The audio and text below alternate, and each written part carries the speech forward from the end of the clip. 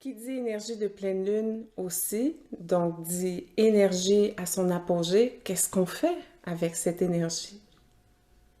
Les pleines lunes sont un moment où on a la capacité de pouvoir utiliser ces énergies-là pour notre bien-être, pour notre guérison, pour notre transformation.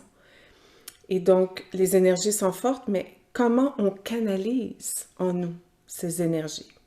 Est-ce qu'on se laisse balloter par l'intensité ou est-ce que justement on vient se centrer pour pouvoir canaliser cette énergie en nous et pouvoir l'utiliser de façon créative pour créer notre vie? Hein? Comment on peut utiliser les forces de la nature, qui sont les forces de l'univers, pour travailler en symbiose avec ces forces, pour co-créer. Et lorsqu'on est en symbiose avec les forces de la nature, avec les forces de l'univers, ben on est dans ce que j'appelle le flow.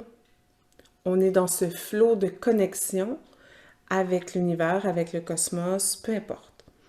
Et ça, pour moi, c'est la définition de la prospérité.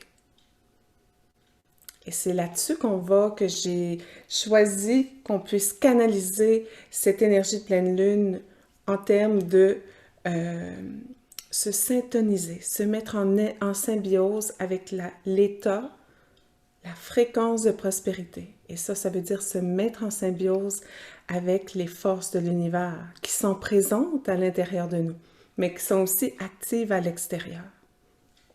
La prospérité, c'est de pouvoir avoir accès aux ressources extérieures comme intérieures à tout moment, lorsqu'on a notre besoin. Donc, c'est pas une accumulation, c'est pas quelque chose qu'on possède.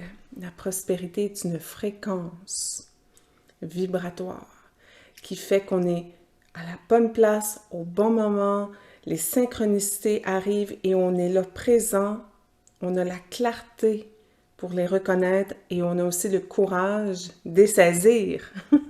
Parce que des opportunités, on en a plein, mais est-ce qu'on a le courage de saisir ces opportunités-là?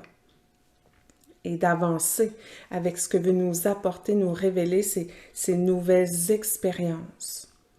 Donc, la prospérité, c'est de pouvoir, lorsqu'on a besoin de quelque chose, tout vient à nous. Ben, en fait, ça ne vient pas, c'est déjà là. C'est juste que tout à coup, on a accès. Soit par des ressources intérieures comme l'intuition, ça peut être la force, le courage, la créativité, avoir des idées de génie qui fait que tout à coup, waouh, on n'aurait pas pensé à ça.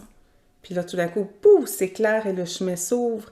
Et là, suite à ces idées de génie-là, cette créativité-là se met en action et les synchronicités arrivent, les bonnes personnes arrivent.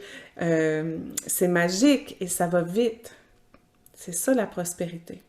Donc, les ressources extérieures, ça peut être, oui, du financement de l'argent, mais ça peut être des relations, des connexions, quelqu'un qui vous met en contact avec quelque chose.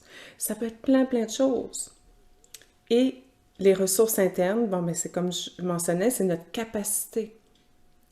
Pour moi, être prospère, c'est notre capacité à utiliser notre potentiel illimité, qui n'est pas déterminé par votre statut, par votre condition de vie, ni rien. Non, tous sans exception, on possède cette énergie créatrice illimitée qui est en nous. Qu'est-ce qu'on en fait? Est-ce qu'on l'utilise? Et c'est ça la différence des gens qui réussissent et des gens qui stagnent. Les gens qui stagnent, c'est que leur énergie créatrice a stagné. Et les gens qui prospèrent, qui ont du succès dans tout ce qu'ils entreprennent, puis même que les gens qui vivent avec une aisance, hein, quand c'est facile, ben c'est parce que notre énergie est fluide. Notre énergie créatrice est en mouvement dans le corps physique, mais aussi pas juste dans notre corps physique, dans notre psychisme, puis dans notre aura, dans nos corps subtils. Tu sais, chaque fois qu'on médite, on dit, c'est comme si on dit à l'univers, regarde, là, je suis prêt, je suis prête. Garoche ton stock. Non, mais tu sais, on dit, gars, je suis là, je t'attends, là, je suis prête à recevoir, je suis prête à travailler, à t'écouter, à être en harmonie avec Puis je dis l'univers, mais pour moi, l'univers, puis ce qui est là, c'est la même chose. Donc, on dit à notre nature profonde, go, hein? Quand on médite, c'est comme si on s'accorde ce temps-là. Fait qu'après ça, quand on revient, puis qu'on retombe dans notre routine, mais on le fait, mais on est connecté à cette énergie-là, à cette conscience-là qui devient participative, qui devient active.